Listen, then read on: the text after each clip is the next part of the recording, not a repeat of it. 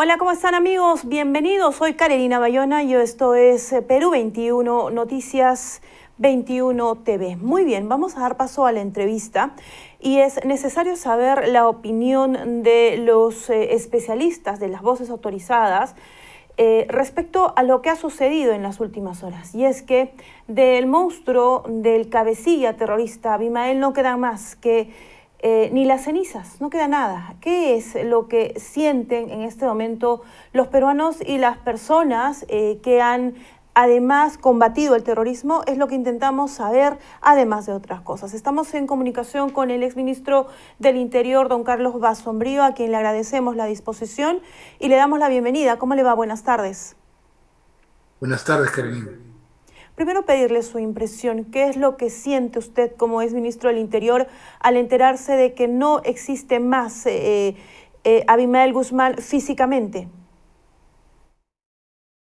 Bueno, creo que es un momento de reflexión muy relevante. Discrepo con quienes piensan que este es el fin de Sendero Luminoso, en el sentido de que hay gente todavía que sigue pensando como este señor. Hay gente que hasta su muerte ha estado luchando por su amnistía. No, creo que no hay sonido, ¿no? No, le escuchamos correctamente, estamos escuchándolo atentamente.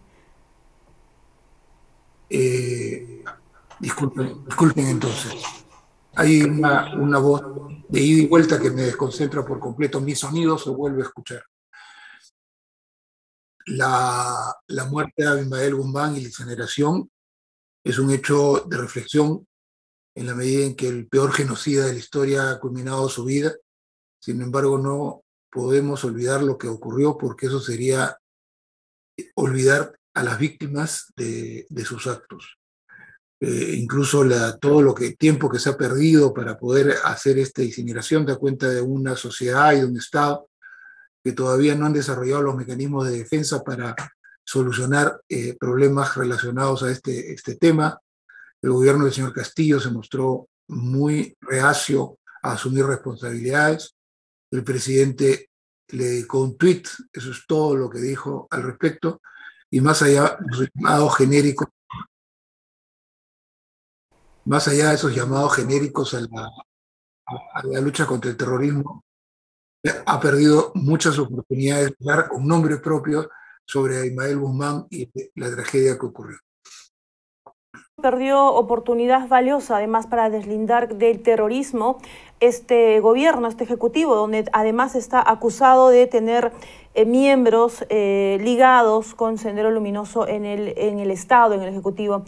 Don Carlos Basombrío, yo le quería justamente incidir en eso que usted, con lo que usted inicia, ¿no? Si bien han desaparecido las cenizas de Abimael Guzmán, él todavía no ha muerto. Su pensamiento, Gonzalo, todavía continúa. En todo caso, ¿qué debemos hacer como ciudadanos? ¿Qué debe hacer el Estado para, como principal pendiente para evitar de que esta retorcida ideología no exista más?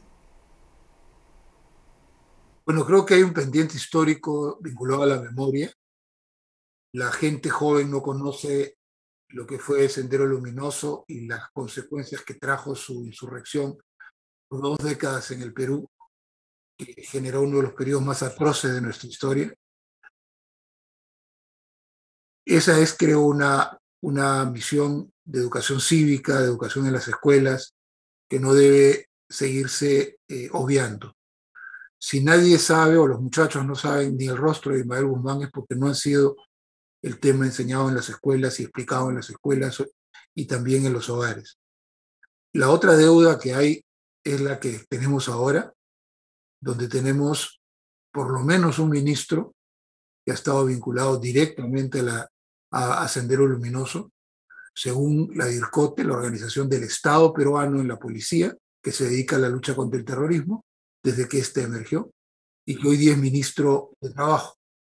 La permanencia de un personaje así en el gobierno, tolerada por el señor presidente de la República, es absolutamente inaceptable y el Congreso tiene que estar a la altura de las circunstancias, y ya que el presidente no es consciente de lo que significa tener a un miembro del Sendero Luminoso y luego fundador del MOVAD como ministro, un personaje que ha sido condenado por el Poder Judicial en Ayacucho por el incendio y destrucción del local del gobierno regional en el 2004. Si el presidente no es consciente de eso, el Congreso tiene que serlo y hacer que este personaje salga ya de donde nunca debió entrar, Palacio de Gobierno y del Ministerio de Trabajo. En todo caso, enseñar en las escuelas, en los colegios, educar a nuestros jóvenes estudiantes y decirles qué fue Sendero Luminoso para evitar quizás que en este vacío justamente entre esta ideología que continúa ahí. Y por otro lado, las políticas de Estado, que tienen que estar bastante claras según lo que usted me indica. Pero ¿qué podemos pedirle a un jefe de Estado que es quien imprime las políticas de Estado si es que no habla, si es que es mudo, si es que no se pronuncia? Hemos pasado, en el caso del jefe del gabinete, quien es quien lidera a todos estos personajes que usted menciona, que están vinculados con el terrorismo, un jefe de gabinete que pasó de ser acusado por violencia a la mujer, de ser además el alabador de terroristas, a un premier que le enmienda la plana al mismo presidente al hacerlo al canciller. ¿En qué momento le pedimos a Pedro Castillo que actúe? ¿Qué más tenemos que esperar como peruanos para pedirle al presidente, al jefe del Estado, que reaccione? Hace poco, en el Poder Ejecutivo, el premier ha indicado de que no hay ninguna motivación ni interés para hacer cambios, y lo estoy citando literal a Guido Bellido, y que ese gabinete no está fraccionado. ¿Hasta cuánto más podemos tolerar esta situación? Bueno, yo creo que es una situación inaceptable. Me parece que el presidente Castillo no está dando la talla de lo que se requiere mínimamente de un presidente, es que tome decisiones. Ya que sean buenas o malas, es un segundo momento. Pero en nuestro caso tenemos un presidente que está jaloneado, por un lado, por Perú Libre, señor Cerrón, señor Bellido, señor Bermejo, que tienen una agenda, digamos, conocida, que están trabajando por recoger firmas para una nueva constitución, que cuestionan las políticas, algunas políticas de gobierno y que cuestionan a algunos ministros.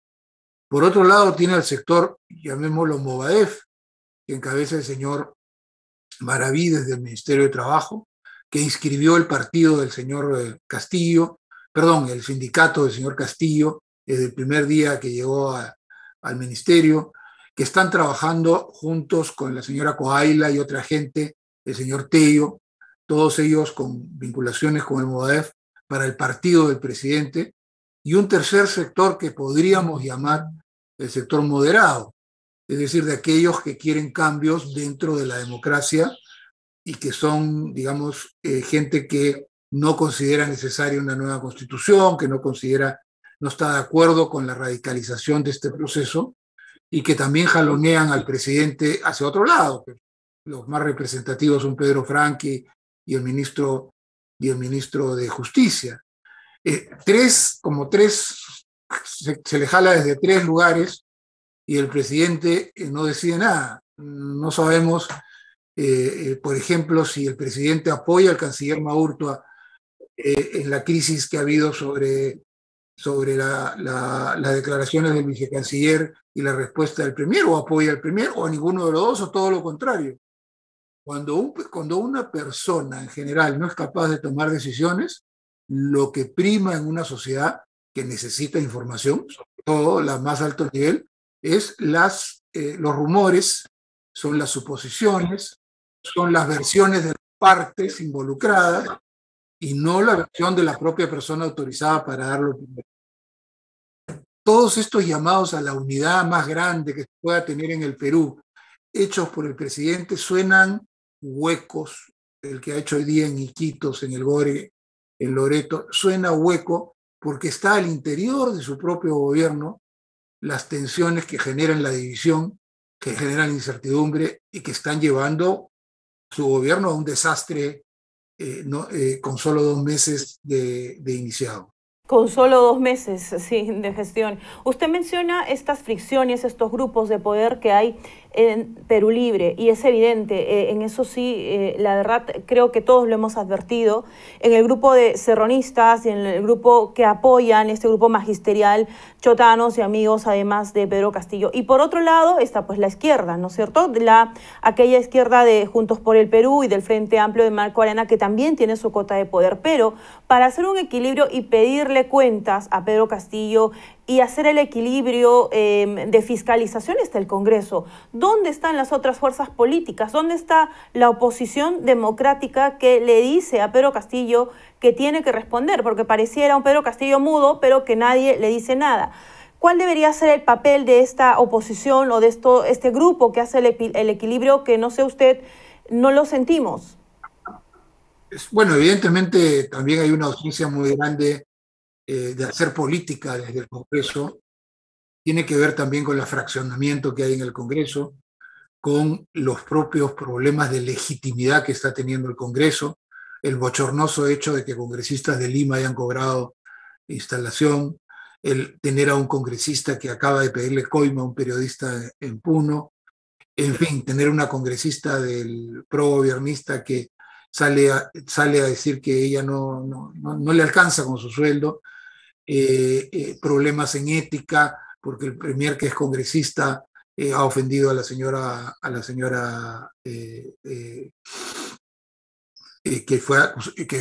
que él le dijo que la tenían que violar, a la congresista.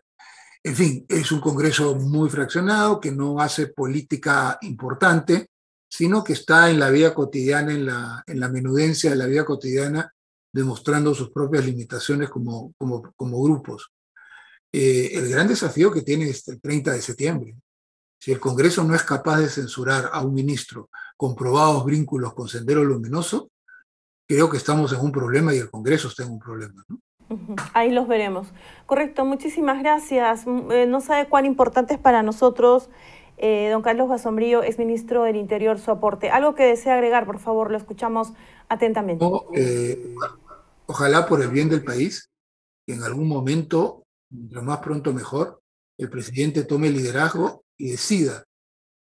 Y ahí juzgaremos si lo que decide está bien o no está mal, y habrá gente que piense que está bien y otros que está mal, pero por lo menos sabremos a dónde vamos.